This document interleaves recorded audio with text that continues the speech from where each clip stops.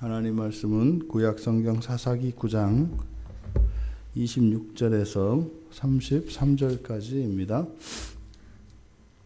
우리 같이 한 목소리로 함께 읽겠습니다. 에벳의 아들 가알이 그 형제와 더불어 세겜에 이르니 세겜 사람들이 그를 신뢰하니라. 그들이 밭에 가서 포도를 거두어다가 밟아 짜서 연회를 베풀고 그들의 신당에 들어가서 먹고 마시며 아비멜렉을 저주하니 에벳의 아들 가알이 이르되 아비멜렉은 누구며 세겜은 누구기에 우리가 아비멜렉을 섬기리요. 그가 여룹바알의 아들이 아니냐? 그의 신복은 수불이 아니냐? 차라리 세겜의 아버지 하몰의 후손을 섬길 것이라.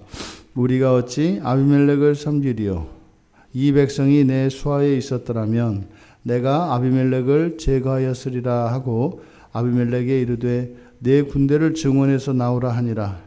그 성읍의 방백 스불이 에벳의 아들 가알의 말을 듣고 노하여 사자들을 아비멜렉에게 가만히 보내어 이르되 보소서, 에벳의 아들 가알과 그의 형제들이 세겜에 이르러 그 성읍이 당신을 대적하게 하니 당신은 당신과 함께 있는 백성과 더불어 밤에 일어나 밭에 매복하였다가 아침 해 뜰 때에 당신이 일찍 일어나 이 성읍을 엄습하면 가알 및 그와 함께 있는 백성이 나와서 당신을 대적하리니 당신은 기회를 보아 그에게 행하소서 하니.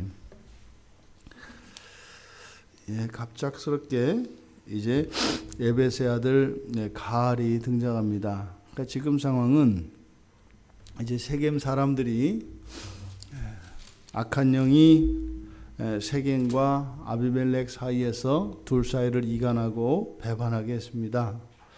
그래서 이제 세겜 사람들은 아비멜렉에게 이제 복종하지 않고 그에게 이제 반역하기로, 대적하기로 결심을 했죠. 그래서 이제 오히려 사람들을 약탈하고 하던 차에 에벳의 아들 가알이라고 하는 사람이 이 세겜에 나타납니다.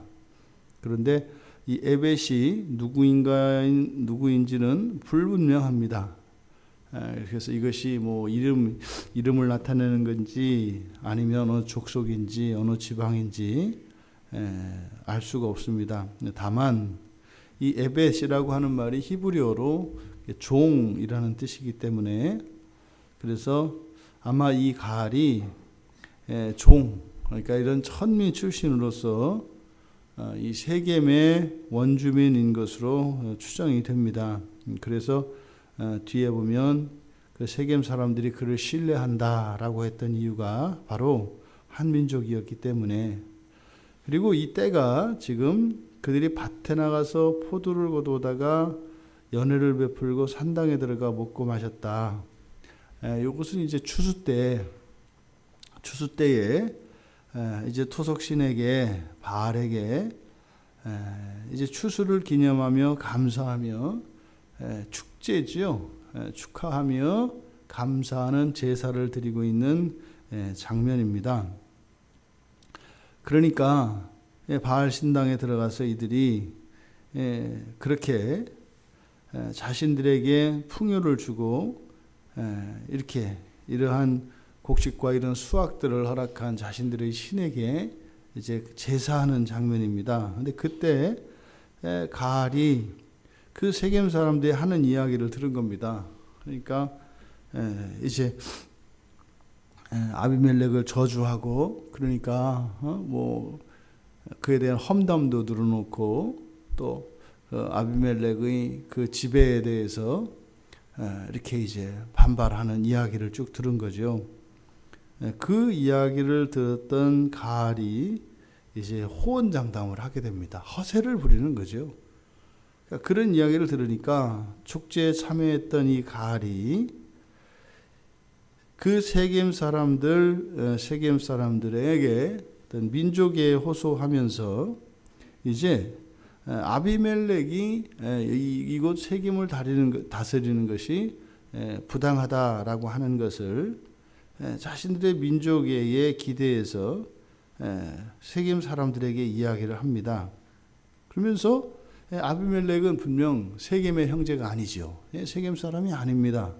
유대인이죠. 그러니까 그들의 입장에서 보면 아비멜렉이 이방인인 거죠. 그래서 그 부분을 들춰냅니다. 그가 여룹바알의 아들이다. 그가 여룹바알의 아들이 아니냐? 히브리인이 아니냐?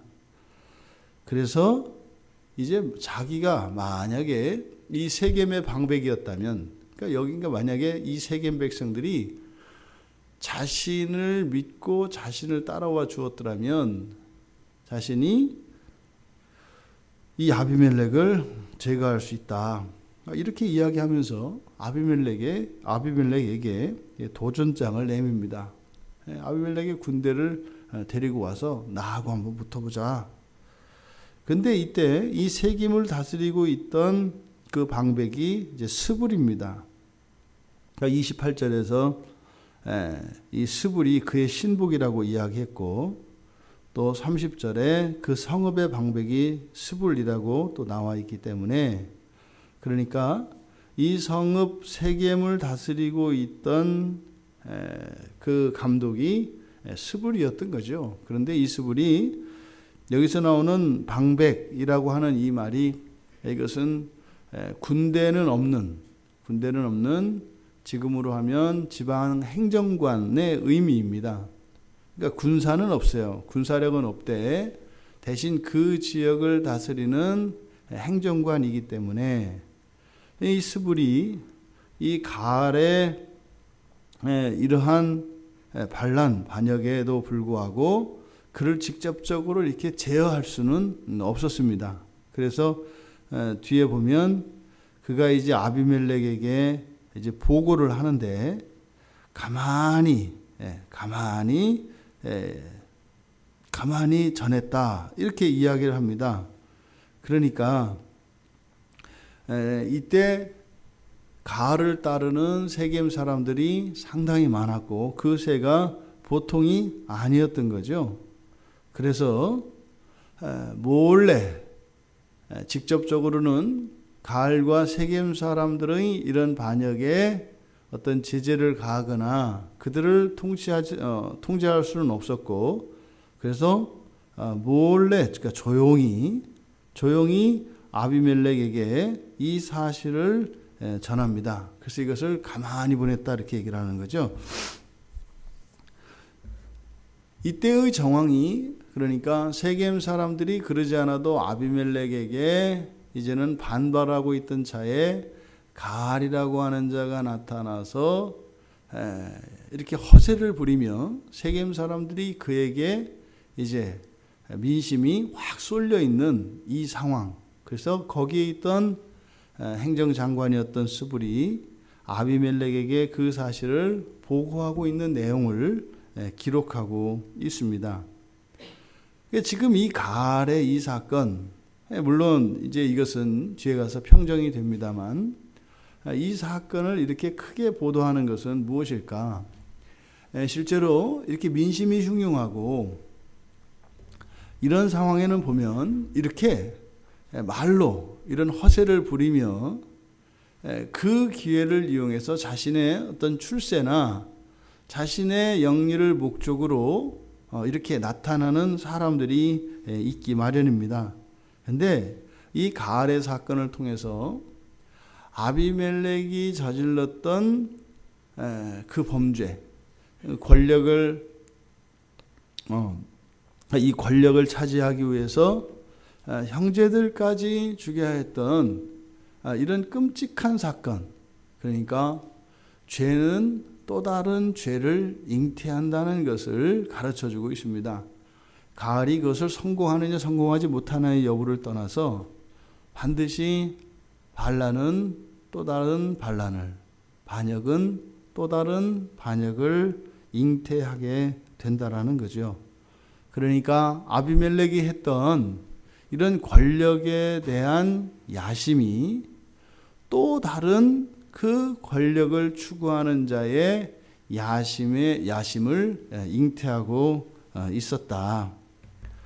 하지만 아비멜렉이 그런 끔찍한 죄를 저지르며 권력을 차지해서 누린 기간이 3년이 채 안 되었던 것처럼 가알이 이렇게 허세를 부리며 또다시 아비멜렉을 대체할 그 어떠한 사람인 것처럼 자신을 나타내고 있습니다만, 사실 이 가을이 그럴 만한 힘이 있다거나 그에게 어떤 그럴 만한 어떤 명분이 있다는 것이 성경에서는 나타나지 않습니다. 그냥 축제 기간에 나타나서 웅성거리고 들떠있는 사람들 속에 새치혀로 그들을 이용해서 잠깐 세겜 사람들의 민심만을 얻었을 뿐입니다. 이렇게 허세라고 하는 것은 근거 없이 자기 자신을 높이는 것입니다. 그런데 우리가 이 세상에서 어떤 자신감을 갖고 또 어떤 기회가 어떤 일들이 생겼을 때 우리 나름대로 용기를 가질 수 있는 이런 것은 항상 근거가 있어야 합니다. 근거가 있다는 것은 그럴 만한 힘이 있거나 또는 하나님이 기뻐하시는 하나님의 뜻을 따라가고 있을 때입니다. 이 세상에 우리가 이렇게 자신 있게 자신감을 가지고 살아갈 수 있는 이유는 이렇게 딱 두 가지입니다. 절대적인 힘을 가졌거나 아니면 힘이 없을지라도 하나님의 뜻을 따라가고 있을 때입니다. 그 외의 모든 경우는 다 헛되고 허세를 부리는 경우입니다. 우리가 인생을 살아가며 어떠한 분위기 또 어떠한 조건들이 이렇게 무르익었을 때가 있습니다. 그래서 우리들 나름대로 자신감을 가지게 되고 또 우리들 나름대로 이렇게 호언장담하게 되는 그런 상황이 옵니다. 그럴 때 우리는 점검을 해보아야 합니다. 그러할 만한 힘이 나에게 있는가? 또 내가 지금 하고자 하는 가고 있는 이 길이 하나님의 뜻에 합치하고 있는 것인가? 만약에 하나님이 기뻐하시는 그 뜻을 따라 가고 있다면 그때 가지는 자신감과 안정감은 결코 허세가 아닙니다. 그것은 하나님이 함께 하시며 하나님이 우리의 보호자가 되시기 때문인 거죠. 우리가 예수 그리스도를 믿고 살아가는 것은요, 이제 우리가 더 이상 허세를 부리지 않는 사람으로 살아가는 것입니다. 그것은요, 우리는 절대적인 하나님의 도움과 하나님의 권능을 힘입어 살아가고 있으며 또 우리들이 살아가는 이것이 하나님의 뜻에 합치하기 때문이라는 것입니다. 그런데 이게 단지 예수 그리스도를 믿고 살아가는 것이 그렇지 않은 사람들보다 유리하거나 또 그들에 비해서 어떠한 특혜를 받는 그런 삶은 아니지요. 사실은 정말 하나님의 뜻에 합치된 그런 본성을 가지며 또 우리들에게 주신 그 권능과 권세를 회복하며 살아가는 것이 바로 그리스도인들의 삶이죠. 늘 우리가 기억해야 합니다. 우리가 어디에서 왔고 어디로 가고 있는가 하는 것을 말입니다. 성경에 의하면 우리는 이 창조세계 전체를 다스리도록 지음을 받은 존재들입니다. 단지 그 세상을 다스리는 그 일로 또 우리가 그 사명만을 위하여 지음받은 것이 아니라 하나님과 교제를 하며 사랑을 하는 대상으로 또 지음을 받은 것입니다. 그래서 사람은 이 두 가지의 목적을 가집니다. 하나님과 사랑하는 것, 그리고 세상을 다스리는 것. 그래서 하나님께 영광을 돌리도록 하는 것이 사람의 지음을 받은 목적입니다. 그것을 알고 우리의 인생을 바로 이 두 가지의 일에 하나님을 사랑하고 또한 이 세상을 다스리는 그 다스리는 방식이 무엇입니까? 그것이 사랑이죠. 하나님 사랑과 이 세상 사랑, 이것이 참다운 인간의 삶인 것을 알고 그렇게 살 수 없는 우리들의 이 현실에서의 한계에 늘 봉착하며 하나님께 이 한계 상황 속에서도 하나님이 지으신 창조의 목적을 따라 살아갈 수 있도록 하나님께 기도하며 하나님의 은혜를 구하며 살아갈 때 하나님이 도우시고 또한 하나님의 그 사랑을 누리며 살아가는 것, 이것이 그리스도인의 삶입니다.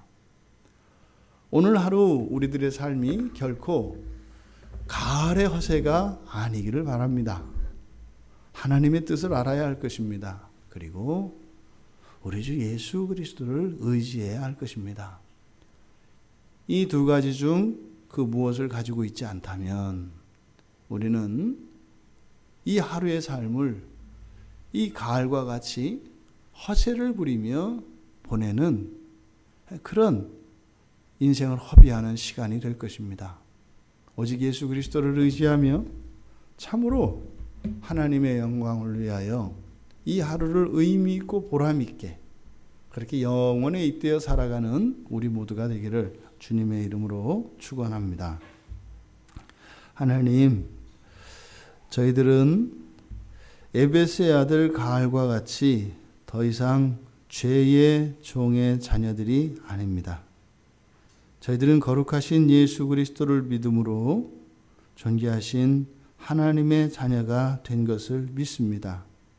저희들의 인생이 이런 허세 부리는 삶이 되지 않게 하여 주시고 우리 주 예수 그리스도를 의지하며 참으로 하나님께서 저희들을 창조하시고 저희들 각인에게 품으셨던 하나님의 그 기대를 따라 영광스러운 삶을 살아가는 한 날 한 날 되게 하여 주시옵소서.